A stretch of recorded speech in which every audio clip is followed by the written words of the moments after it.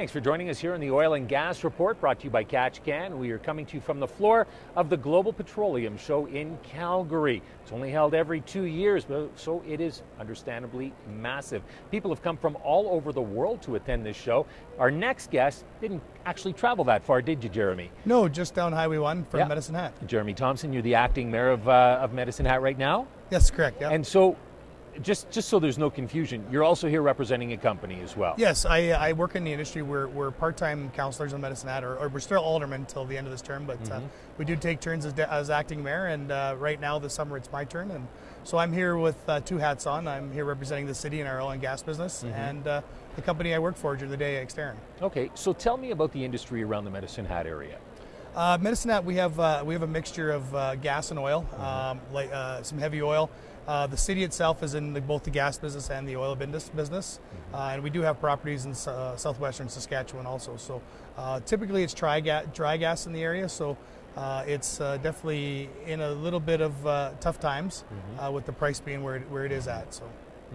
When you look at it, how big of an impact, I mean, we know what sort of an impact it has on the province. When things are going poorly in the industry, what does it do to the people of Medicine Hat?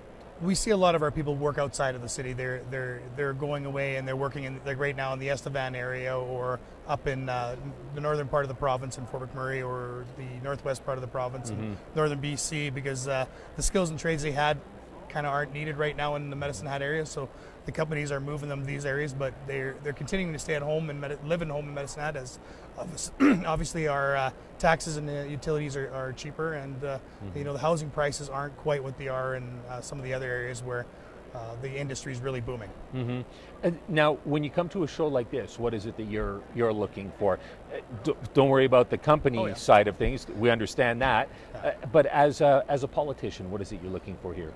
I'm looking for things like what new technologies in the industry that will help us cut our costs on the gas production side. We're in the electrical generation business too, where we have gas-powered electrical power plant. So looking at new gen sets, and even in our oil business, we do have a drilling program this year that we're going to be drilling some new wells south of Medicine Hat in a field that we just purchased this last year. So if there's new drilling or fracking techniques that we're currently not using, then it's definitely something I can bring back to our staff to look into. Well, let's talk about fracking. Okay, because fracking is something that is quite controversial these days. There was a study that came out earlier this year about fracking processes in, I think it was the northeastern United States, and perhaps a little bit of Canada as well, where they're not linking it to earthquakes just yet, but they're saying there may be a connection. And so, of course, that's scaring a lot of people. Are there concerns down in southeastern Alberta? I think you're always going to have people that have concerns.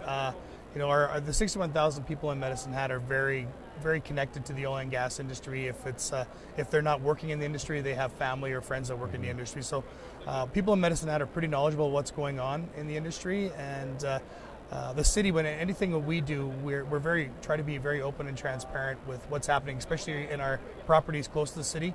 We just partnered with Enerplus to do a water flood in the Glock C pool, oil pool, which actually is right inside the city limits on the north end of the city. So with that process, we get a little bit of sour gas. So we had worked with our partner Enerplus to make sure that there was open houses, and we informed the public of what's happening and where any issues could be or they lie. So, and to date we've had 100% safety record on that. So we're very proud that we're able to do that.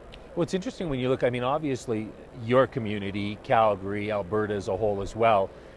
Oil and gas means a lot to the province, so there's going to be support for it. And there was a study done recently in an oil publication magazine, and if you looked at what the results were for Alberta, on the support side, it's quite high. The farther away you get from Alberta, the numbers shifted, and it seems like Eastern Canada didn't care quite as much, or didn't care for the oil sands quite as much, and thought it was more of a menace than a savior. So you could argue that they don't have all the information, and maybe that's why they make that conclusion. How about us, though? Do we have blinders on sometimes, do you think?